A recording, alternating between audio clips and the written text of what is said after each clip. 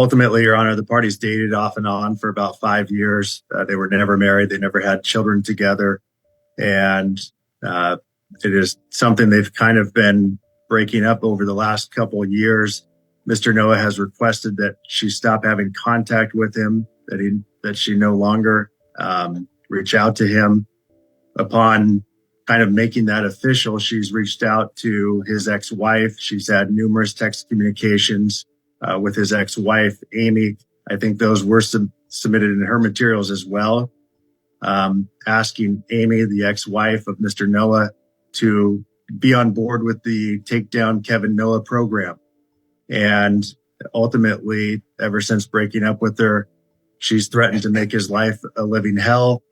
And she has been requesting that he continue to maintain some sort of medical insurance on her behalf.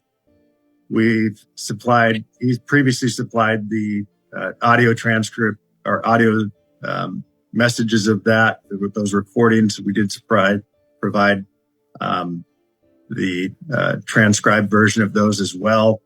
And ultimately she's saying, I'm going to make your life a living hell, keep me on your insurance, and making various threats. He says, what you're trying to do is blackmail. And she ultimately admits to that. He's blocked her from communication as well. And she's turned around and reached out to his brother-in-law, I think texting him over 80 times, calling him numerous times at the wee hours of the morning. She's done that to his son as well. Numerous calls, text messages, claiming that it's frantic and urgent that Mr. Noah reach out to him. She's reached out to his mother, various family members. It is harassing. Did you see that?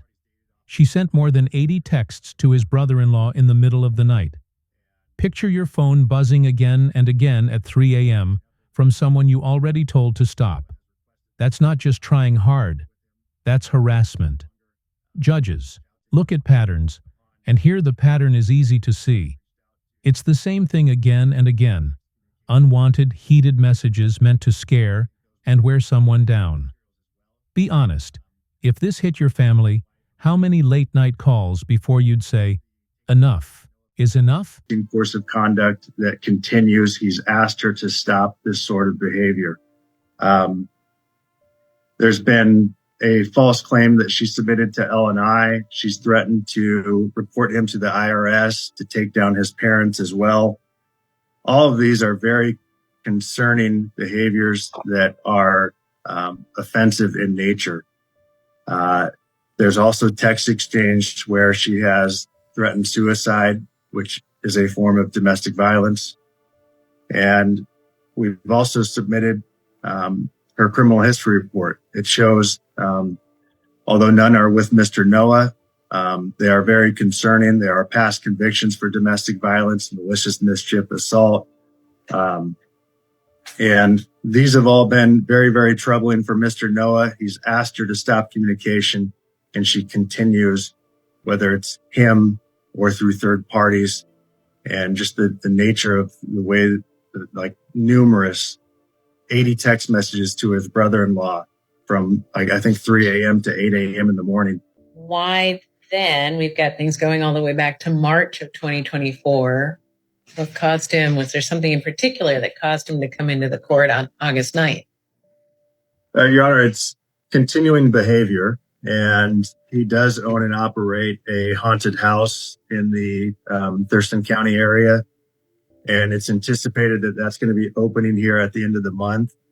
And he has concerns that Miss Gray is going to attempt to sabotage that business operation as well. And why does he believe that? Maybe you can point me to some of these exhibits as to why that is a concern. Well, she has reported to L&I and made a claim that she had worked there at one point, and Mr. Noah denies that.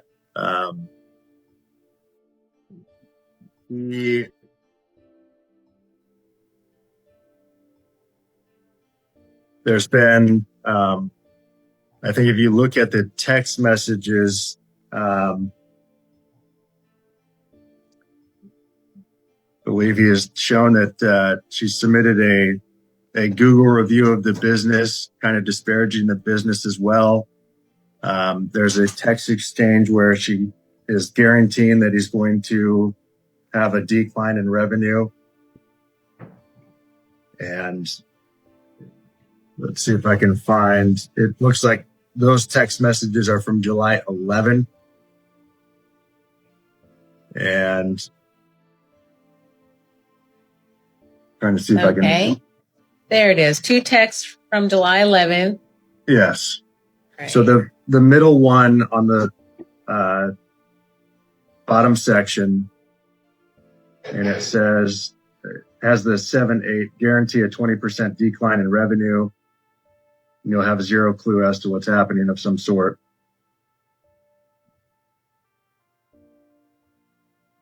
Has there been, does he attribute? Now it gets darker. It's not only about bothering Kevin himself, she also went after his job, the haunted house he runs. Think about that. Filing a claim, dropping bad Google reviews, even saying his money will go down. That isn't just drama. That's attacking someone's paycheck. And when your ability to earn is threatened, the law takes it seriously. Should a judge call this harassment or a planned payback move? What do you think? Any of this, as you said, quote unquote, sabotage of his business to Ms. Gray in the past or recent past? Well, I mean, she's threatening to take down his business. She's filed an L&I claim. Has there been anything in years past with the business? I'm not sure. I don't know.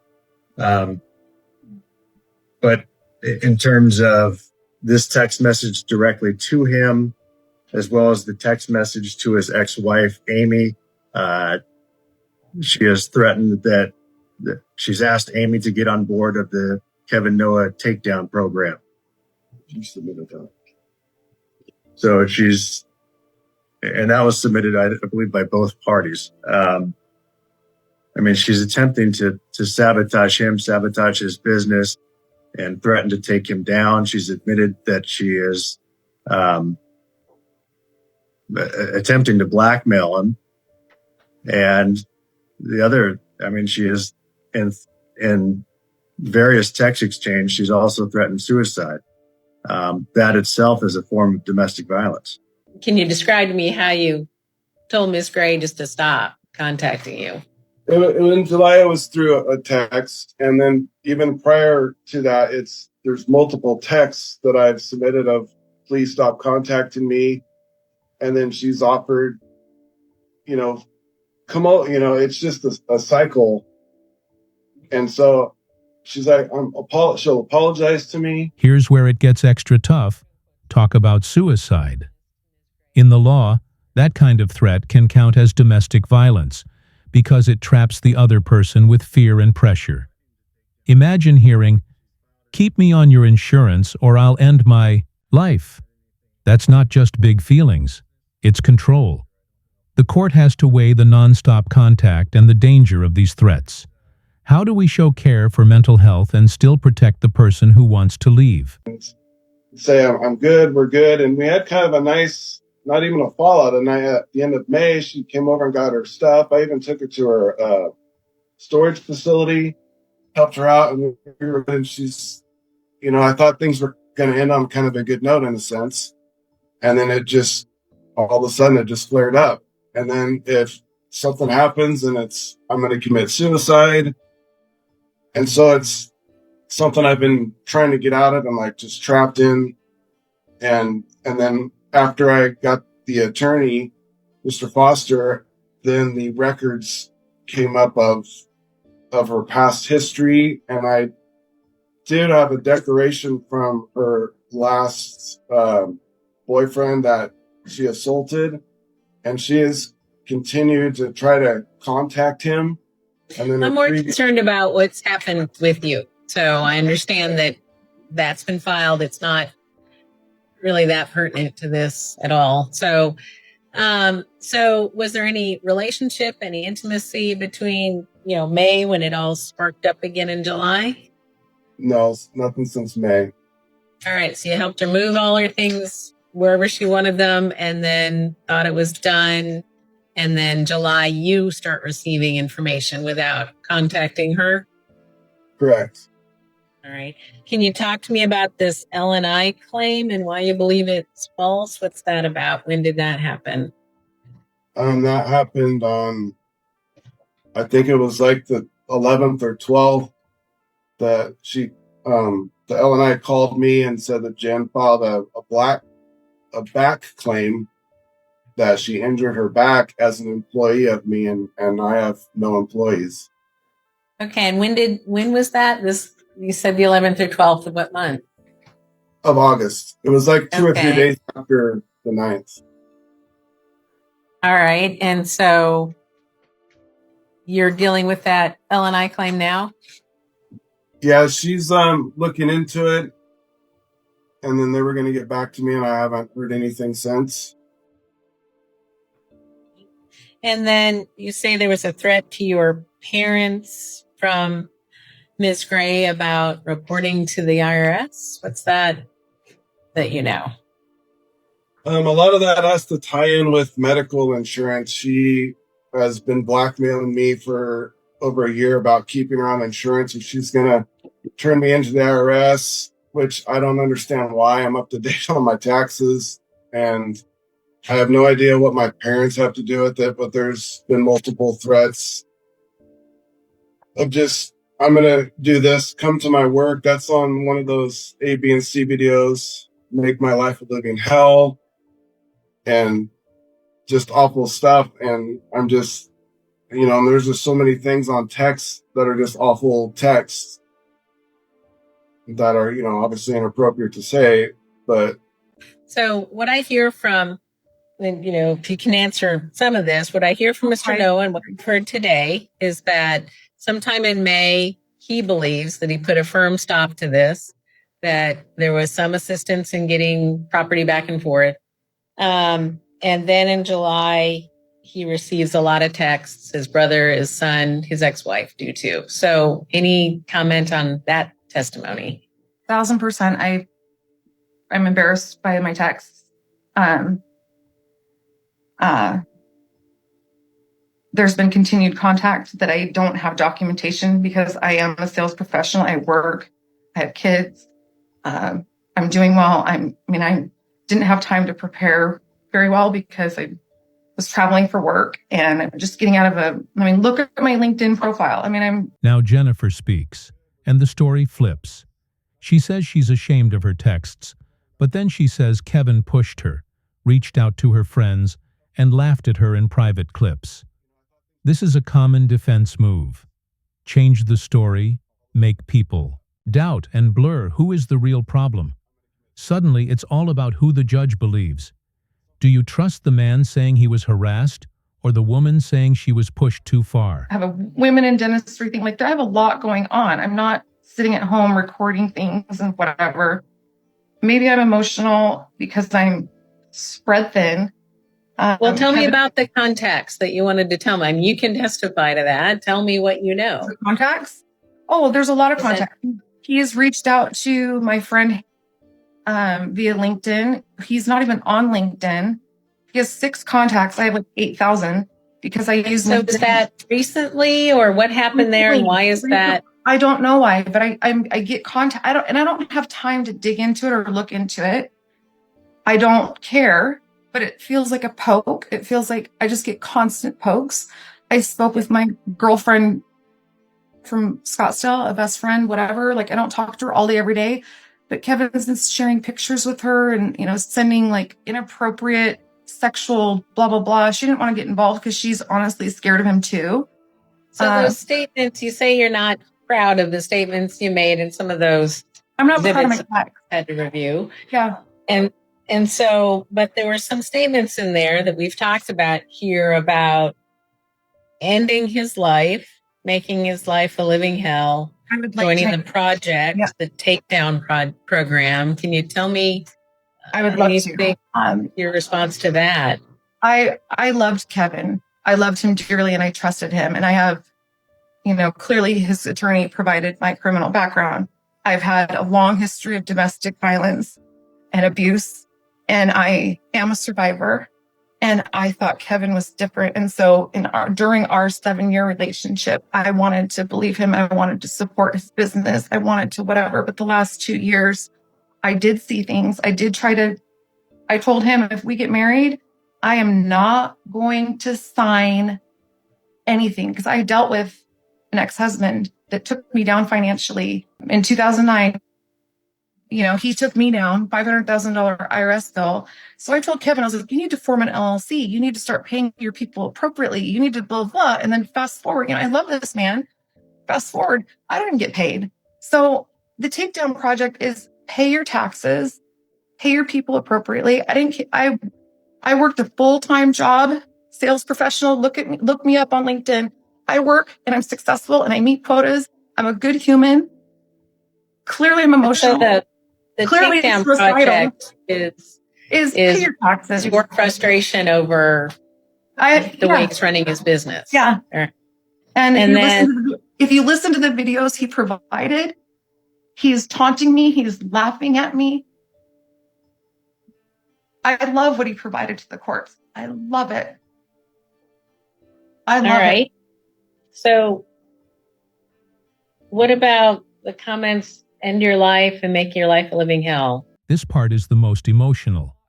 Jennifer says she loved Kevin, trusted him, and even felt like ending her life while they were together.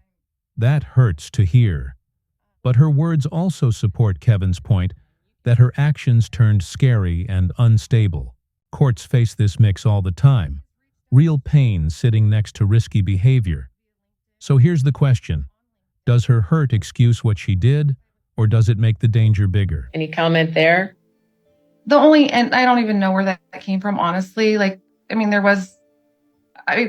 provide context. A lot of things have been said out of emotion. The only end your life project I've had is I have felt suicidal over the last year or two with him, because I did trust him.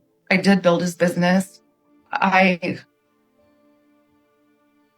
didn't get paid for my time at his business. And on top of that, my business suffered, and I've been so spread thin, and I'm so tired, and I'm not going to allow him to take me down. And there have been moments where I've drank too much and I have wanted to end my life. But I have children and I wake up in the morning and I'm not proud, but I'm tired. I'm tired of this. And let me ask you about when did this come to an end, do you think?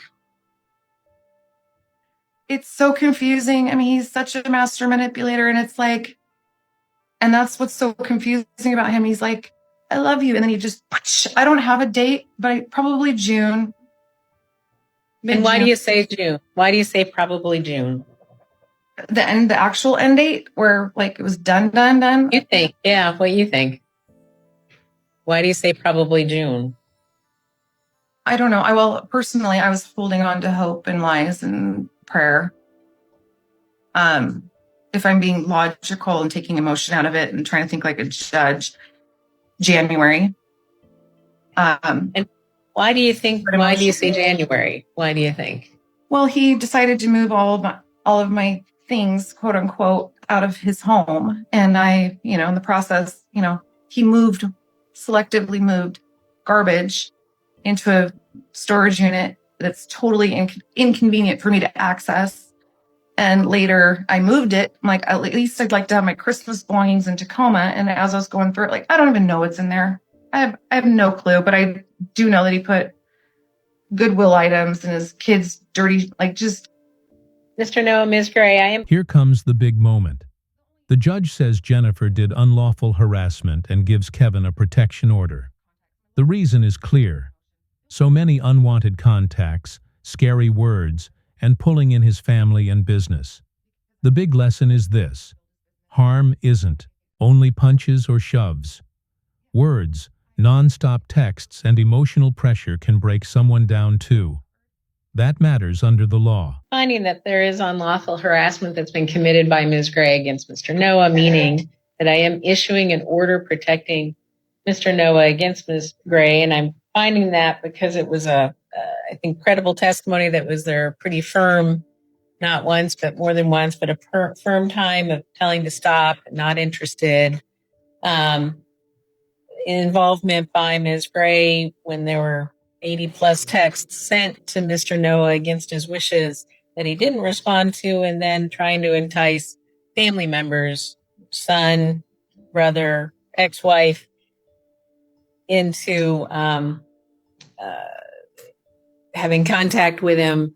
The repeated statements that ending your life, making your life a living hell, this takedown project, trying to enlist others. It's clear that Ms. Gray, you've committed unlawful harassment under the law against Mr. Noah, and so I'm issuing this order. Now, this order will be in effect for the next year, so through September 9th of next year. Mr. Noah has the opportunity to either let that expire naturally on the 9th of September of next year, or within 3 months of it expiring, sometime after the beginning of June, he can contact the court and ask the court to consider extending it for a longer period of time. And let Mr. Noah and Mr. Foster talk. To extend it for a further period of time, there would be a hearing. All the parties would be before the hearing.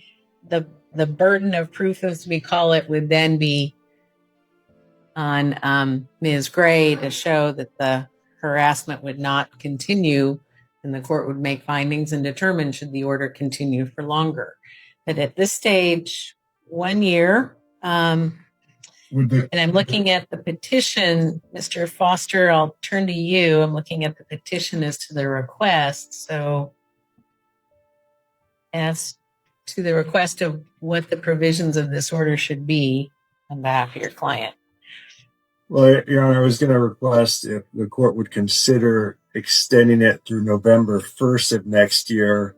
I know obviously he can come and seek a renewal prior to next year's expiration that the court's established. But given that he does run the haunted house business, we'd ask the court to consider extending it through November 1st of next year. If he does renew it at that time, then he does. But just consider almost a year and a few months in terms of the duration of this. This wasn't only a breakup story. It was about obsession, control, and how much a person can take. The judge's order shields Kevin for a year, with a chance to make it longer if things keep going. For Jennifer, it's a hard legal line. Feeling broken doesn't mean you can act unlawfully. And for us, it's a warning on how love can twist into payback and ruin. What do you think? Was the judge right? Or is there a gray area here? If this case shook you, tap like, drop your thoughts below, and subscribe for more wild courtroom stories.